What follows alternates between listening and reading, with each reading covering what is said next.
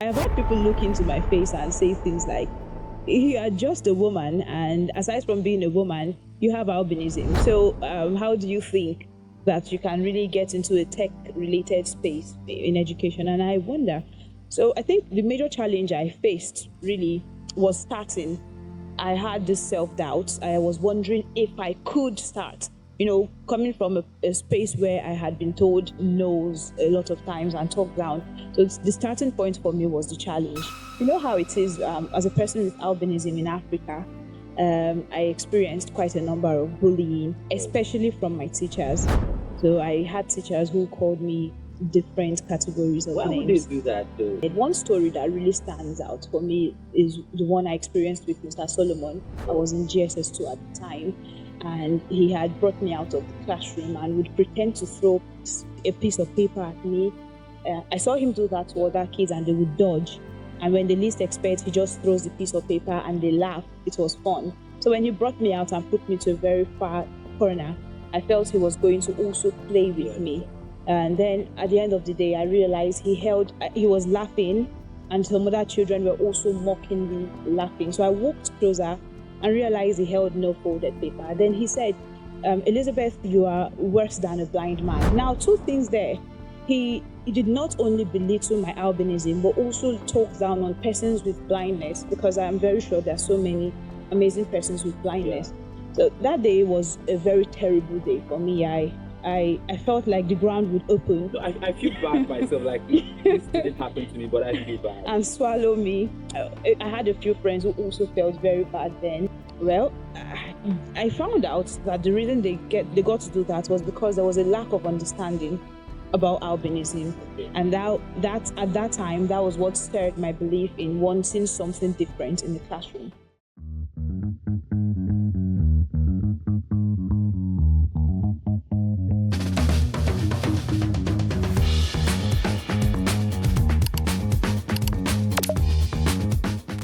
Good day, you're welcome to the Founders Fireside Chat. And I'm happy to be here again. Last time I made a promise that it's going to be very, very interesting and interactive when we come up here again on the Founders Fireside Chat.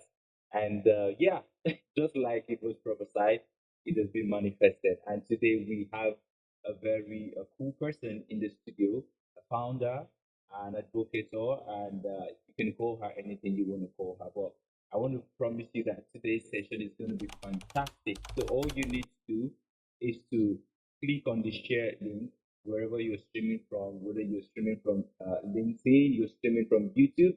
Just make sure you share this link wide and share it to your friends, to every other founder or entrepreneur out there, or a tech enthusiast, or someone who is interested in education. Please share the link.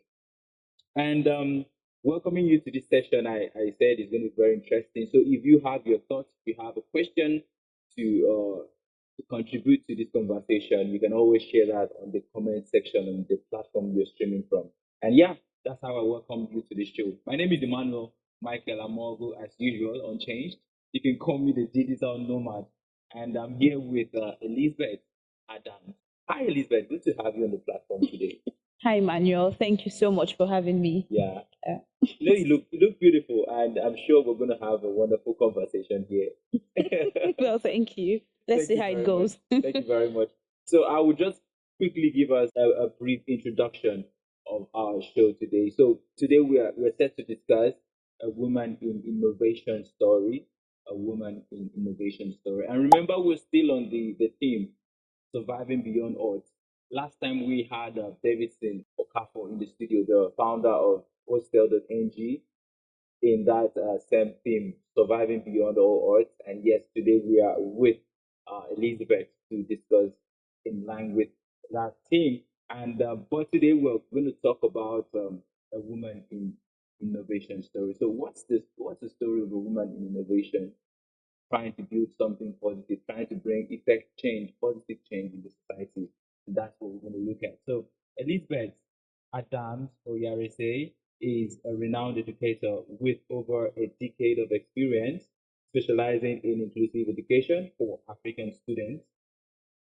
And as the founder of Linking Circles Academy LCA, a pioneering institution dedicated to inclusive education, she is committed to creating inclusive educational environments for Africans globally. Elizabeth's achievements include being a future prospective youth ambassador, alumna of international class, and associate of the East Side Institute, New York. She also serves as a board director and Secretary General of the Youth Advisory Board for Street Project Foundation, leveraging her leadership skills to drive positive change. As a multifaceted advocate, Elizabeth utilizes her writing, public speaking, and modeling platforms to raise awareness about social issues, including albinism advocacy. Wow, this is a big one. Myself doing the introduction, I can already feel the kind of impact you have in the society. So I like to say this if you listen to the show that I love to hear from the horse's mouth. I think this is the point I want to say that again. So I want to hear from the horse's mouth. Elizabeth, over to you. Tell us about you. Who is Elizabeth? You have done justice. To add to what you've said, Elizabeth is a woman, first of all, a human being. um, she's one who is really thrilled about leadership and advocacy. I look forward to spaces where everyone can collaborate and be included in participating when decision making arises. So that's basically me. That's basically me. All right, thank you very much. I like the fact that you're very humble. Despite all the things I've mentioned about you, you decided to be humble. Thank That's you. that's fine. And yeah, so in this episode, Elizabeth is going to share her inspiring story from conceptualizing the idea of Lincoln Circles Academy to overcoming numerous obstacles along the way. And then we're going to look at also the key achievements founder, Lincoln Circles Academy, influential advocate for albinism awareness, and the notable educator and leader in inclusive education initiatives. So this is very wonderful. I will just go on to the first question that I have for Elizabeth today. So what was the pivotal moment in your life that led you to focus on inclusive education? And Hmm. how did your personal background influence this? My personal background influenced everything that led me to education. It started from, you know how it is as a person with albinism in Africa. I experienced quite a number of bullying, especially from my teachers. So I had teachers who called me different categories of Why would they names. do that though? Well, I found out that the reason they got to do that was because there was a lack of understanding about albinism, Okay. and that at that time that was what stirred my belief in wanting something different in the classroom, and that was why I decided that I would become an educator when I grew up. Um, Becoming an educator was not enough because I realized I was just in a classroom and could only effect that change in my classroom. So I started thinking about ways I can touch more lives and expand this inclusivity into every other aspect of education. And that was how Lincoln Circles Academy was birthed.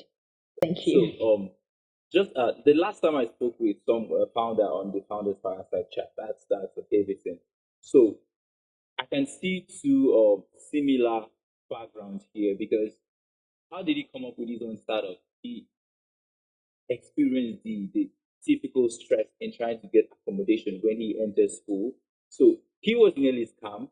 Mm. Yeah, that point. So he saw the need and he could like innovate in that space and make sure that there was ease of access for accommodation, and that's how his own startup came up. From your own story, I can see that this also has a personal foundation, and I'm glad that you grew up and you decided to change the narrative. I think that's very much where I can like give you an applause. Thank you very much. All right, all right. So can you share a particular challenging moment in your journey with Lincoln Circles Academy? I wasn't expecting this question, but the moment I heard it, I had to laugh. There are so many challenges that comes with starting up a business. One of which is I have had people look into my face and say things like, "You are just a woman, and aside from being a woman, you have albinism. So, how do you think that you can really get into a tech-related space in education?" And I wonder. So, I think the major challenge I faced really was starting. I had this self-doubt. I was wondering if I could start, coming from a space where I had been told no's a lot of times and talked down. So the starting point for me was the challenge. And I'm very glad I started. At the point where I registered the name Linking Circles Academy, I still left it for about a year again before I started making any major decisions on what to do. So I think that's really the challenge for me. This is really deep. For being a woman, first of all, there is already a doubt, just a woman, what's she gonna do? And then also being born with albinism. So that's like the two kind of limiting factors that people would be projecting when once they see you coming up with this bright idea. So how did you fight this off? Because I know, for one, I know that there are some things that people would say, I need to push you back to kill that dream, but then you never let that die. So my experience came to play. Having been in the leadership space in education for over a decade, I had experienced that even in my 9 to 5s, where I worked with and managed teams. So I already had known some of the leadership qualities that I could get. First of all, a leader is someone who can influence people. And so by the time I started sharing my ideas, and they saw how well grounded the ideas were and how I stood my ground on it. And most of them started having to, look beyond whatever it was, whatever prejudice they had, and started seeing the initiative for what it was. A fantastic one at that. That's awesome. That's awesome. I really commend you again for your doggedness and your fighting spirit. Well, so what do we do? that's like I think that's the key point of saying beyond all odds. Yeah. So I think you stole the show. And all right. So the next one. So what major lessons have you learned in your experience as a founder, especially the breaking point? So what I mean by the breaking point, I've asked a few questions. Did you regret being a founder? Are there those points where you're like, I didn't start? So those are some of those breaking points. So what are your experiences? I don't regret. I don't have those regrets yet. I don't know yet, but I don't regret starting and becoming a founder. And I would say some of the experiences, the first challenge I had again was getting a team, putting a team together. Managing humans is not so easy. Definitely. Managing humans is not easy, really. So I experienced that, getting them together and getting them to have like-mindedness. It's one thing to have a team, it's another thing to have a high performing team. And a high performing team is a team of people who share a common goal.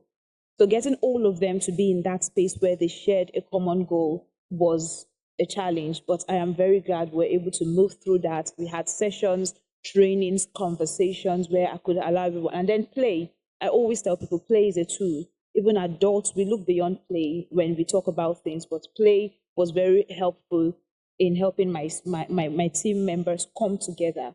I am a play advocate as well for the Global Play Brigade, so I used all of that to get this going. Awesome. So we were talking about how you were able to survive the breaking point. Oh yes. So what would you tell a founder out there? What would they do? What should they do? Judging from your own experience, what should they do at every breaking point? Go back to the drawing board. At every breaking point, go back to why you started.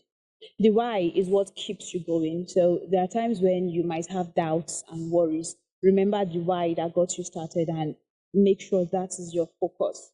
And at the same time, have a team of people around you who also key into that why that you have. And I think that would really help you because we all need support. We can't do it by ourselves. Definitely. So I see people coming into play here. So you need to have some persons who buy into your vision.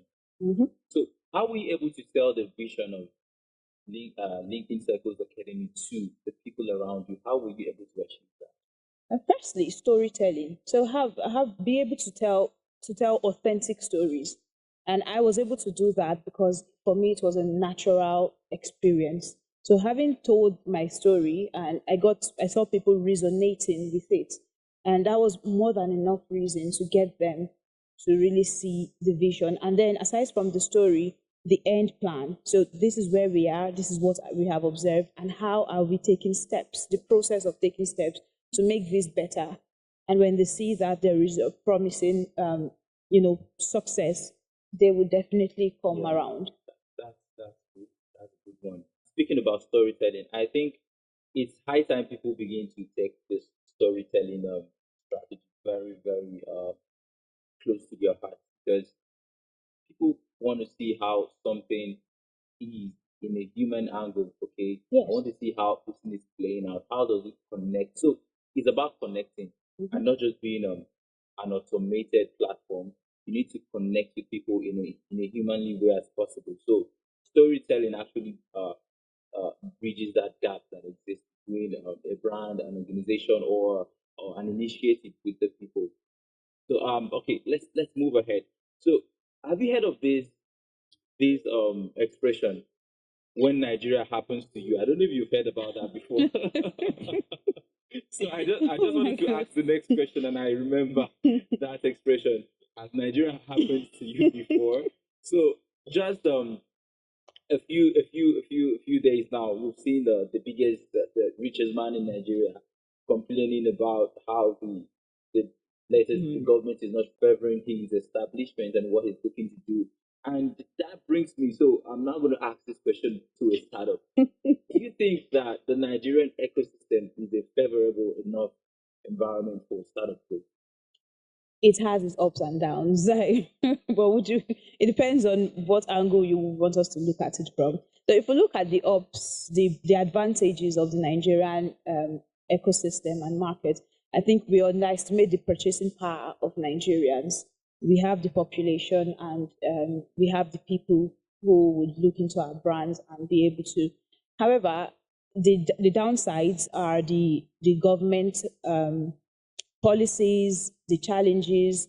As little as power supply that's not steady, it goes a long way in making your business really get to that point where there is a halt, or you want to just give up on things because you don't have stable power supply, and then the fluctuating cost of fuel sometimes can be crazy.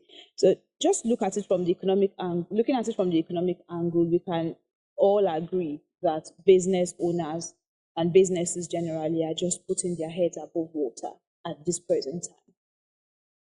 That's good. And I think you've mentioned one key thing: population. We have the population, and I think we have the market too. So those are some of the key things, and we have this this spirit. There's this undying spirit in Nigeria, in Africa generally. We have So, it. and then also, where you see a lot of problems, that's where solution can thrive. Exactly. So if you go abroad, let's say many of the things that you would have, maybe they're already like this idea is put in place. So it's very hard for you to now think differently. But in Africa, there are a lot of problems that we can solve. So that is why people want to come into Africa to build, because there are a lot of problems that we have. And then if with technology and innovative ideas, if people can build around it, then you see that there are more opportunities to build, because we want solutions to every problem that we have here and there. So yeah, thank you very much for noting that. Thank you. And I'll move to the next question here, and this is quite personal, and yeah, we talked about your advocacy, and then how your personal experience had been very pivotal to the Lincoln Circles Academy, and how you stood up to the studio grounds to say, okay, I'm going to do something different because of your experience. So I'm talking about your the advocacy, the albinism advocacy. Yeah. Okay. So how has this shaped your journey so far, especially with what you're building, and then how has it shaped your personality? So albinism, I don't know how to say this, but most persons with albinism, we always have this experience of people looking down on us or wanting to bully us or say certain negative things. But what I would say is, in my case, it has shaped my personality to become more resilient. I did not, aside from school, because school is where you get your first reality check. from home, from your community, it might really be a loving environment. But when you get into schools, you'd realize that there are people from different backgrounds coming together, even your teachers, and there is a lack of understanding as to your person and your albinism. So from there, you get that reality check. But for me, it's made me more resilient. It's made me stronger and made me realize that these people just do not understand. That's what I take out of everything, the ignorance. And that was the opportunity that like I mentioned, that I saw and decided to create a solution around. So how have you been able to manage this? So let's say you get into a place and like, "Oh, this person is looking so different." You think and you come out to picture and you're like, who is this person? How do you manage? How do you break through such a kind of scenario? You get the attention. What you then do with the attention is what matters. So for someone like me, I get the attention, yes, but at the same time, the attention is meeting a prepared mind. Awesome. It is meeting Are you someone a who strategist? I would say that to an extent. So strategically, I have positioned myself in such a way whereby I have been able to learn a lot of things that I need. And when I walk into places, I go there prepared. So when the attention meets me, they know they are meeting someone who is ready to give out. And then they are more drawn to me. Like I mentioned, aside from my teachers in school bullying me, I really have not faced bullying from other parts or other circles where I have found myself. It's more of attraction, attention, and at the same time, I want to collaborate with you. I like your drive, Elizabeth. You're inspiring, and all of those things. These are what I get in most cases. That's awesome. So let's speak into our audiences now. So for those that have albinism or that have this kind of experience you have, what would you say to them? I'm very sure there will also be other innovators out there or founders who would be like wearing this century. So what would be that word out there to them? I would say you might not be able to control what people say to you or what they throw at you. But one of the things you can control is how you respond to it. And your response should be more of building what you believe in, collaborating where it's needed, and expanding your network to have a supportive circle of people where you can always share ideas with. And So I mean the essence is the fact that we don't want this kind of negative experience to happen again. So, how bad was it? You said even your teachers perpetrated this too. So, how bad was it? And we need to also look at ways to ensure that this is not happening in today's world. it was very bad. I had teachers from class to class bullying me from primary all through most of my secondary. I think when I got into senior secondary, that was when it ended. One story that really stands out for me is the one I experienced with Mr. Solomon. I was in GSS2 at the time, and he had brought me out of the classroom and would pretend to throw a piece of paper at me. I saw him do that to other kids, and they would dodge. And when they least expect, he just throws the piece of paper and they laugh. It was fun. So when he brought me out and put me to a very far corner, I felt he was going to also play with me. And then at the end of the day, I realized he was laughing, and some other children were also mockingly laughing. So I walked closer and realized he held no folded paper. Then he said, Elizabeth, you are worse than a blind man. Now, two things there. He did not only belittle my albinism, but also talk down on persons with blindness, because I'm very sure there are so many amazing persons with blindness. So that day was a very terrible day for me. I felt like the ground would open. No, I feel bad myself. Like this didn't happen to me, but I feel bad. And swallow me. I had a few friends who also felt very bad then. It was there and then I decided I was going to be an educator. And there are many things, if I had my way in the Nigerian educational system, I would want to be implemented into it to save us these kinds of pains. And if time would allow, I might make recommendations as we go on. I would say that that was terrible and uncalled for and also unprofessional. So, what do you think schools should do? I think the kids wouldn't. I'm sure you didn't have that courage to go report this to maybe the headmistress or the proprietor or something. And how do we reach? Trust me, I got tired of reporting. Wow. So I would go home and tell my mother, and after a while, when she comes to, you know how mothers would do, they come to talk about it or complain about it, and then I start hearing things like, "You're always talking. You go home to tell your mother things." They get to blame me back again for telling my mother, and then after a while, she changes my school. I got tired of getting changed. For most of the time, I was homeschooled. I just got tired of the whole change of environment. For every new session, I have a new school to go to because one thing had happened and I had reported. And so at some point, I stopped reporting. I was just taking it in. Build that resilience.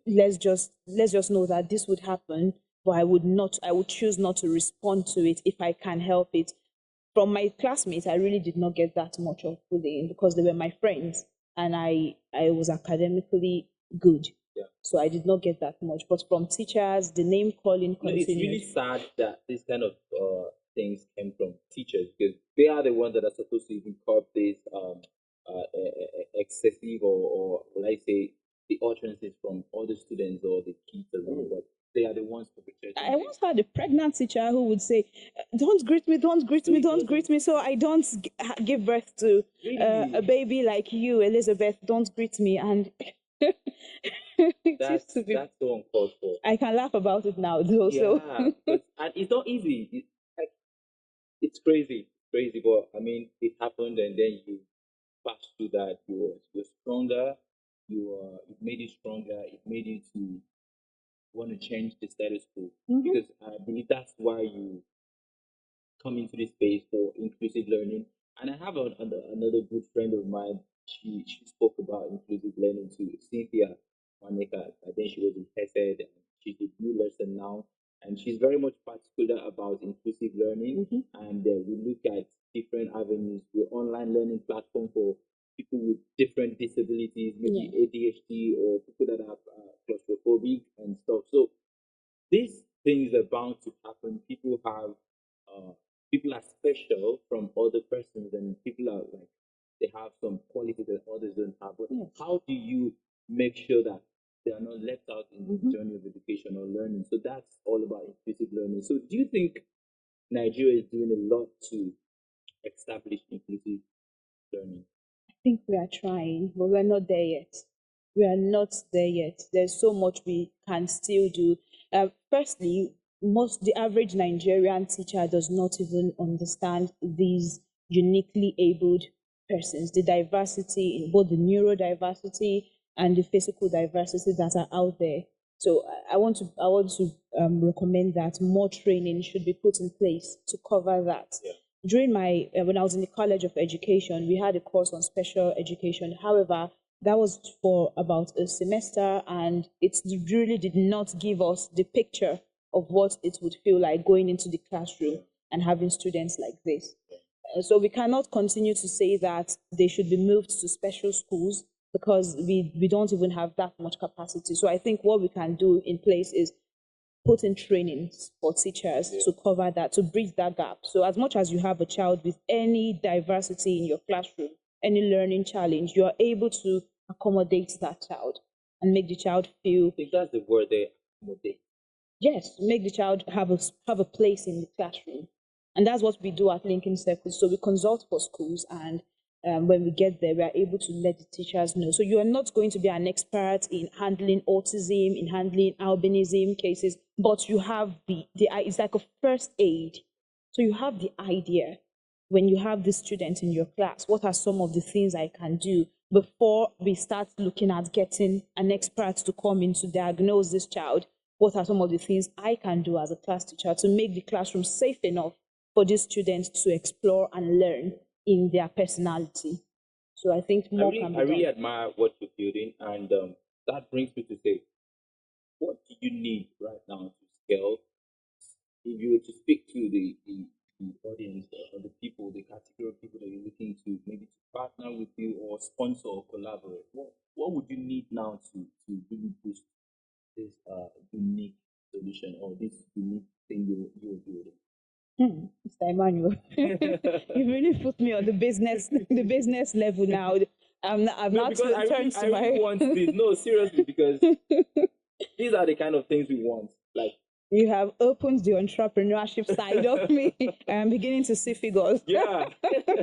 Anyways, aside the finances, we would also need training centers that can really accommodate as many teachers as possible. So if we have collaborations or partnerships that can offer us these kinds of spaces where we bring teachers together and sponsor trainings to get them more aware, that would be very helpful.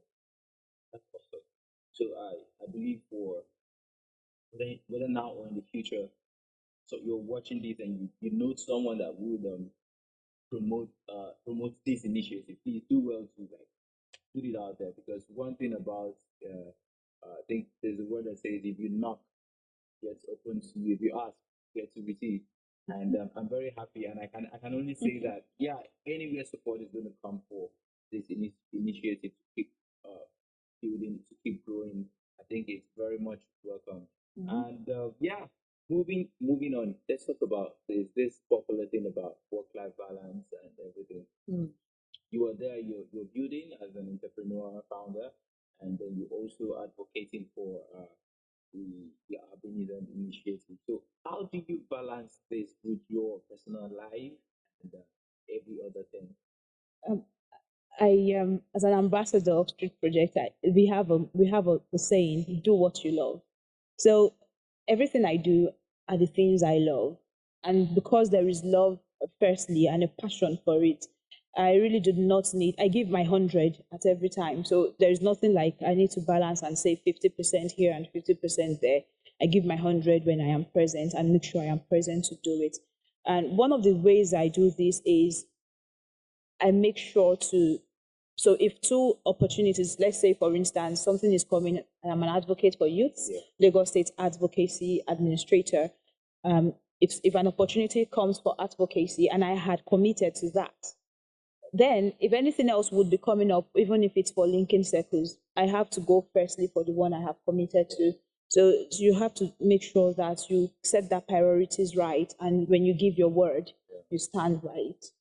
So that's what I do. What other things would you do? Like, would it be a hobby or things you just love to do outside of just work? Okay, I love meeting people. That's one. I like to hold wise and mind blowing conversations. Then I write. I am a poet. So I have over 100 poems published Wow. across different platforms. I think Poetry I'll Soup. come for links. I'll be glad to share. I write poetry and I enjoy doing that. And then I am also one person who's big on culture. So I love my African culture a lot. And even that's one of the key things we do at Linking Circles, connecting Africans in the diaspora also to their heritage. So wherever they are, they still stay connected to the African culture as they learn. And then what do I do again aside work? Okay, yes, I think that's about it. Poetry and then advocacy, youth advocacy. I believe in using art as a tool for social transformation. So you would mostly see me in events that promote art and creativity and how young people can engage. So when we look at the NSAS and how things played out, I would say that if we had young people who were in the creative space and could engage the government in a more creative and in a more creative way, Strategic way. maybe we would have gotten a better result. So, and that's what the advocacy movement is for. It's for young people to come together and use their creative art as a tool to demand for what they need as a country. That's awesome. So you'll mostly find me there. All right, let's talk about support systems for startups in Nigeria. I know we have venture capitals around. We have incubators, accelerators, and other platforms, hubs that support startups. Do you think they are doing enough at this point for startups to grow? Yes, I would say they are doing a lot. They are doing a whole lot. I have presently gone through one or two of those support systems, and I presently Linking Circles was selected for the African FinTech Foundry Incubation Program, and it's been an amazing experience for me, learning quite a number of things that I have to put together to improve what I do at Linking Circles. And before then, the Future Perspective Innovation to Transform Education program came up, and we also took part in it. So I would say most of these organizations that bring out initiatives like this are really putting their best to ensure that young people, young startups in Nigeria, uh, are taken care of to an extent, and they know what they are doing. That's awesome. So, and I believe there's more they can do to add up to what they're currently doing. True, Yeah, true. Whilst there's more they can do. Of course, for everything you do, really, there's still more that can be done in that regard for to whom is make it given, better. is Much is expected, expected. right? Okay. Uh, let's look at this journey over time. So, if you were to have the opportunity to speak to your younger self, what would you tell a younger Elizabeth? Well, how many years back? Let's Let's be say sure. a 10-year-old Elizabeth. Mm. The 10-year-old Elizabeth wanted to be a writer, so a poet, and I still do that. So what I would tell the 10-year-old Elizabeth is, you. I don't know how the Yorubas. I'm not Yoruba, but there's the way you have not seen anything. You see that daydreaming you were having, and just smiling to your book and your pen, writing. You have not seen anything. There's a lot more in this life, and there's a lot more you would do. So I would just say to that 10-year-old Elizabeth, keep going at the pace that you're going. Things will fall in place eventually. Don't give up. Hmm. Maybe you would get some snacks for 10-year-old Elizabeth. Chocolates. She likes chocolates. She Okay, likes chocolates. okay, okay. That's good. That's good. That's good. Okay. Let's think futuristic now about innovation. Mhm. I know we have artificial intelligence now, and yeah, we'll also be looking at how it will impact with inclusive, inclusivity in learning. So, what do you think is the future of inclusive learning with different innovation that we have at hand and will be having in the future? With the way there is more awareness in inclusive learning at this time, I believe that the future is bright. Mm. From what I see a lot of young people these days. I walk into spaces and they're talking about inclusive learning, and they're being intentional about it. These are people who are in the tech spaces talking about these things: accessibility for persons with certain disabilities or unique ableness, as I like to call them. And then they are really looking at solutions for these people. So I believe that the future is bright.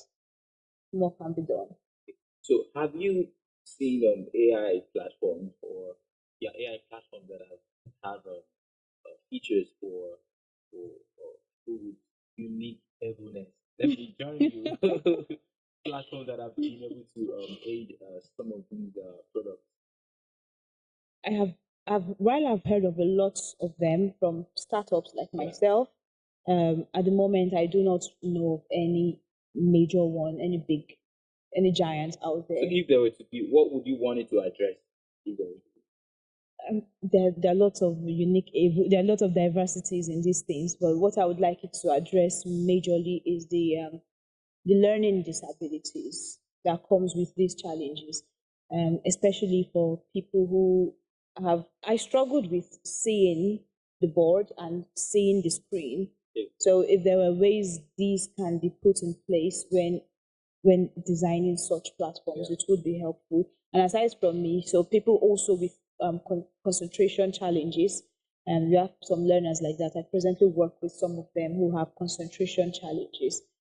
If we could have platforms that cater to that and find a way to keep them glued to their studies when they learn, that might be helpful. Thank you very much. Yes, this has been very, very interesting, believe me, and I'm very sure you had a slow time joining this conversation. And let's quickly look into okay, we have from Dr. Tammy here.